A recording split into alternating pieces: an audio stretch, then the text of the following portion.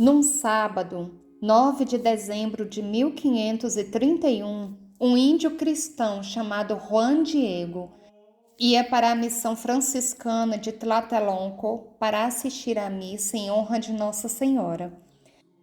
De repente, ao passar junto da colina de Tepeia, chegaram-lhe aos ouvidos os acentos de uma música tão linda como nunca antes tinha ouvido. Procurando de onde viria a melodia, ele escutou uma voz. Juanito, Juan Dieguito. Sem duvidar, caminhou direto para o cume da colina de onde provinha a voz, e lá deu com uma jovem senhora de radiante beleza, serenamente ereta, a acenar para ele. Ao aproximar-se dela, ficou tão penetrado de espiritual alegria que nada mais conseguiu fazer do que cair de joelhos e sorrir para ela. A senhora era de tanta beleza que deixou Juan Diego estático. As vestes da senhora resplandeciam como uma luz esplendorosa, e seu rosto, um rosto jovem de olhos maduros, um sorriso de compaixão e amor, acolheu Juan Diego, quando acudiu a seu chamado. Juanito, meu querido filho, para onde você está indo? Senhora, vou a caminho da igreja para estudar e aprender os divinos mistérios que os padres nos ensinam. Entenda, filho querido, que eu sou a sempre Virgem, mãe do Deus verdadeiro, Criador e Autor do céu e da terra. É meu desejo que se construa um templo aqui em minha honra, onde eu derramarei o meu amor, compaixão, socorro e proteção. Eu sou a vossa mãe dadivosa, mãe amorosa, para com os vossos companheiros que me amam e se confiam a mim e procuram o meu auxílio. Prestarei ouvidos a seus lamentos e darei consolo em todas as suas tristezas e sofrimentos. Para conseguir tudo o que meu amor pede, vá agora à casa do bispo e fala para ele que eu envio você para manifestar o meu grande desejo de ter um templo aqui, edificado em meu nome. Diga-lhe exatamente o que viu e ouviu. Saiba que eu lhe serei agradecida e que o recompensarei. Agora, filhinho, você ouviu o meu desejo. Vá e faça-o como melhor puder. Juan Diego disse para Nossa Senhora: Senhora muito querida, alegremente me ponho a caminho para fazer o que me pedis. Com vossa licença, eu me despeço da senhora. E com a mesma presteza com que atendeu o chamado da senhora, desceu a encosta da colina rumando para a cidade.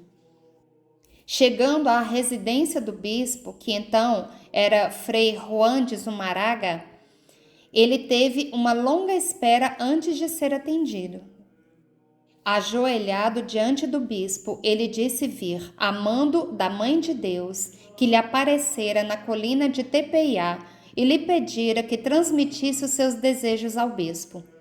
Descreveu para o bispo a música estranha, o esplendor das cores e a bela senhora de voz suave que pedira que fosse ali erguido um templo em sua honra.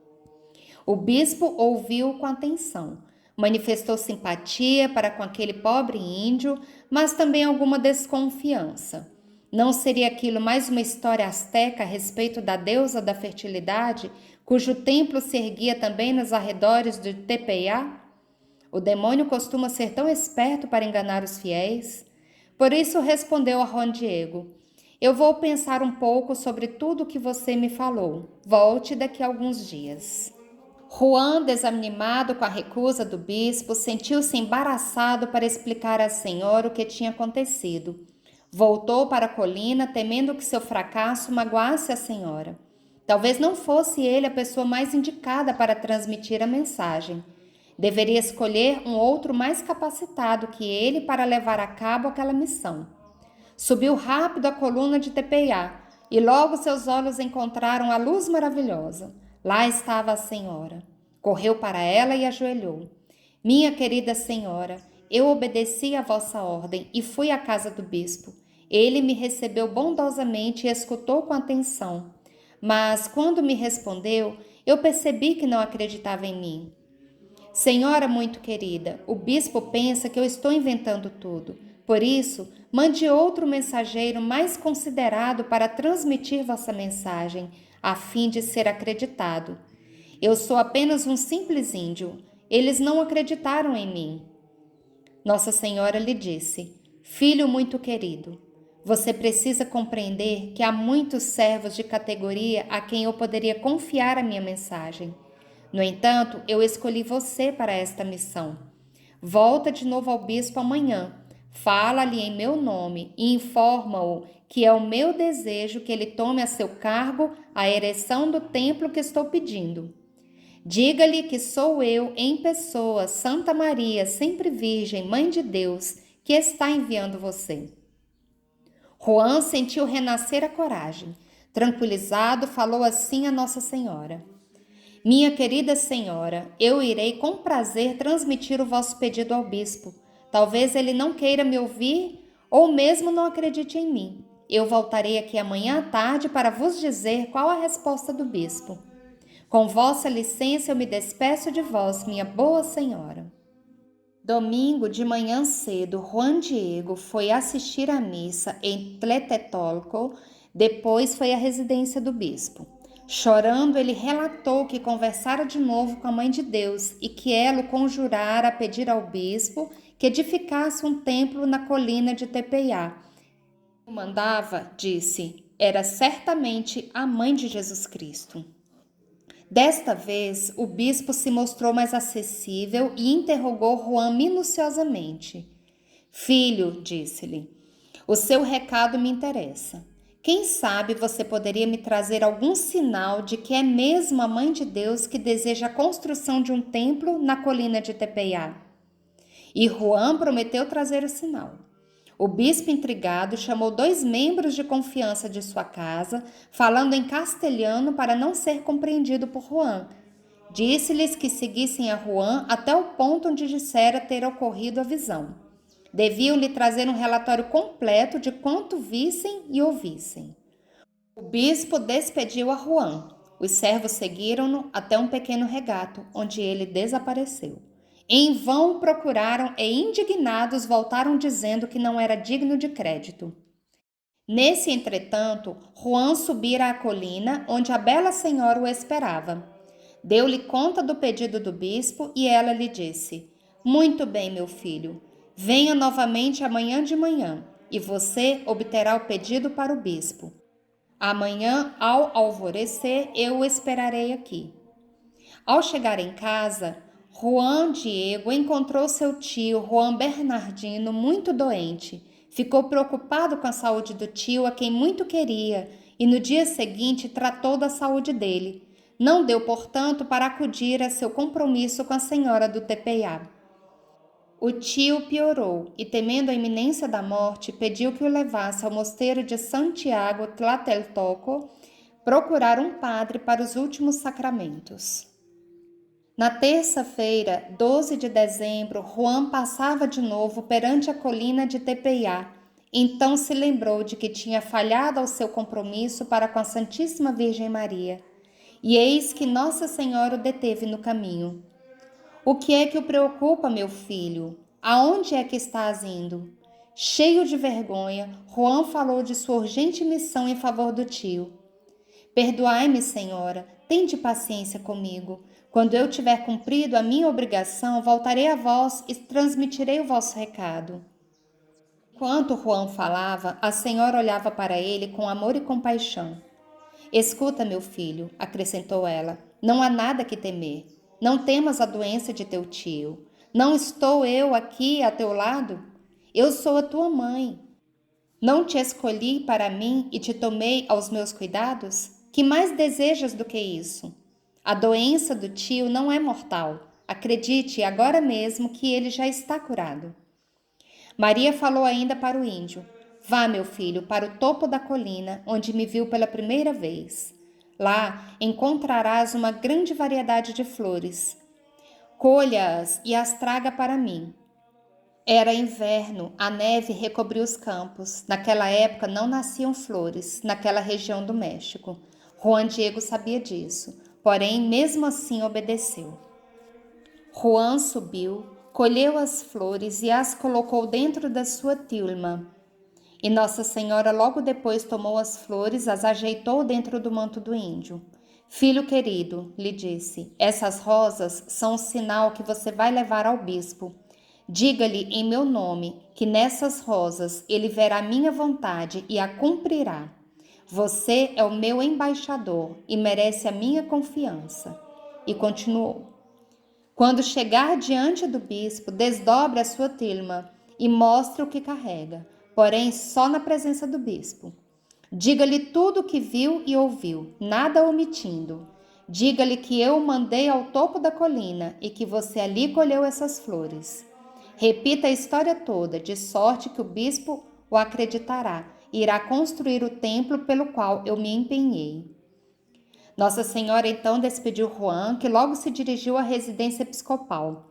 Os criados se mostraram muito grosseiros e não quiseram atender Juan quando chegou. Ele esperou várias horas. Os criados, curiosos, queriam ver o que Juan carregava na tilma, mas ele negou-se a desvendar-lhes o segredo. Afinal, deixaram-no ir ter com o bispo. O índio tornou a referir a ordem da Virgem Santíssima, acrescentando que agora trazia o sinal que sua senhoria tinha pedido. Ao descerrar a tilma, atapetou-se o assoalho de flores.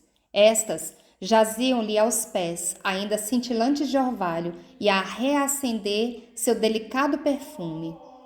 Juan, com o coração a pulsar violento, contemplava a beleza das rosas. Mas ergueu os olhos ao ver o bispo cair-lhe de joelhos diante e orar.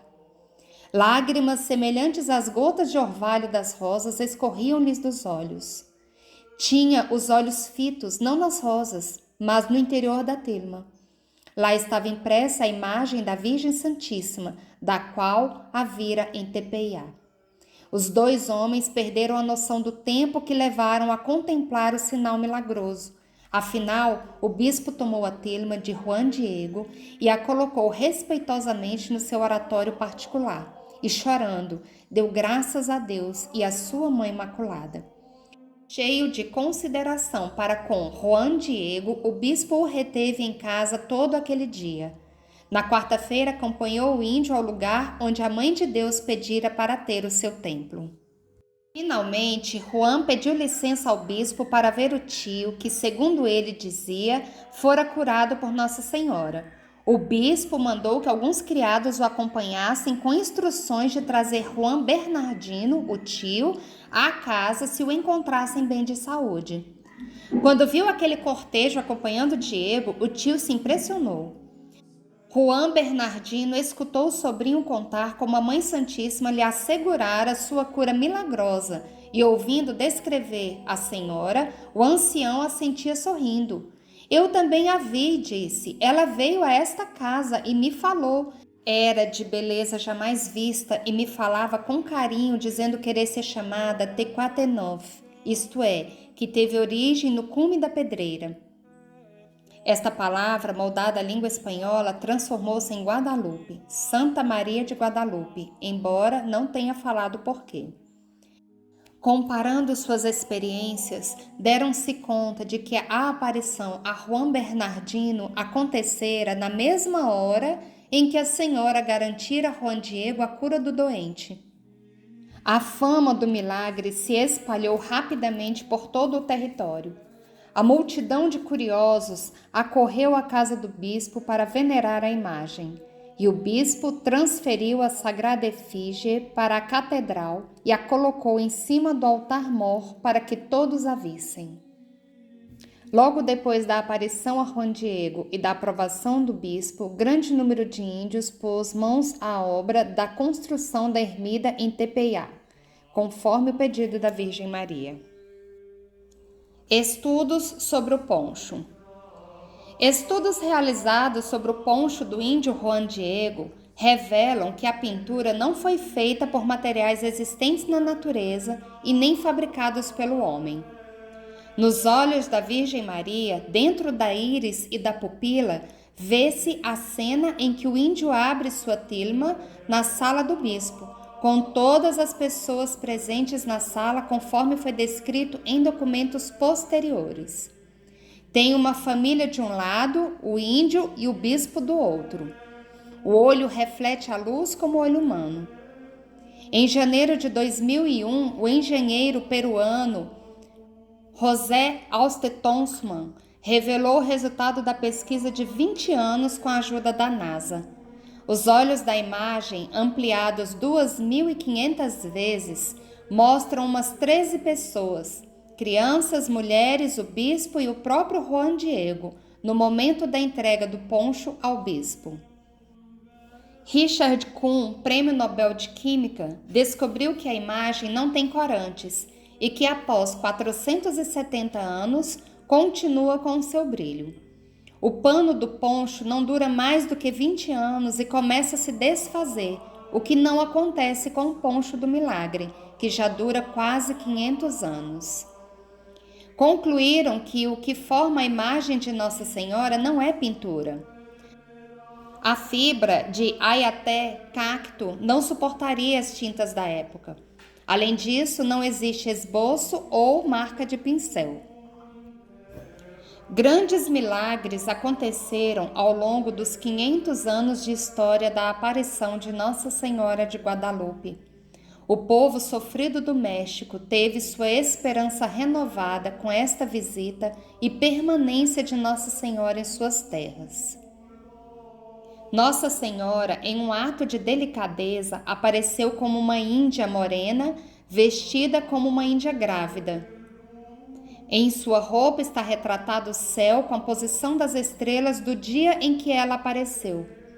Os astecas sabiam reconhecer estes sinais, e isso foi decisivo para que a conversão daqueles povos acontecesse em massa. Uma incrível lista de milagres, curas e intervenções são atribuídas àquela Virgem. Estima-se que cada ano mais de 10 milhões de pessoas visitam sua basílica, fazendo de sua casa na Cidade do México o santuário mariano mais popular do mundo, como também a igreja católica mais visitada depois do Vaticano. A imagem sobre o manto não é pintura e é impossível fazer qualquer réplica dela. O manto, tecido principalmente com fibras de cacto, é de qualidade muito baixa. A sua superfície áspera, já difícil até de vestir, torna quase impossível a preservação de qualquer imagem pintada nele. A imagem de Guadalupe, no entanto, está intacta nesse manto há quase 500 anos. Os cientistas e peritos em fotografia que a estudaram garantem que não foi usada qualquer técnica de pintura adequada a esse tecido e que nem sequer existem nele traços de pincel. Em vez disso, o que se descobriu é que a imagem foi literalmente impressa toda ao mesmo tempo sobre o manto e que a sua coloração não apresenta elementos animais nem minerais, além de mudar ligeiramente de tom conforme o ângulo do qual é vista. Como se não bastasse, embora o manto seja tão grosseiro, a parte dele sobre a qual a imagem ficou impressa se tornou suave como seda. Nunca se conseguiu replicar nenhuma imagem com as mesmas propriedades da que está impressa no manto de Juan Diego, a começar pelo próprio fato de que ela perdure há quase 500 anos, sem descolorir, num tecido de péssima qualidade. As melhores aproximações foram obtidas pelo artista Miguel Cabrera, do século XVIII, que descreveu a imensa dificuldade de recriar essa imagem, mesmo nas melhores superfícies. A imagem contém ainda um sem fim de detalhes que impressionam.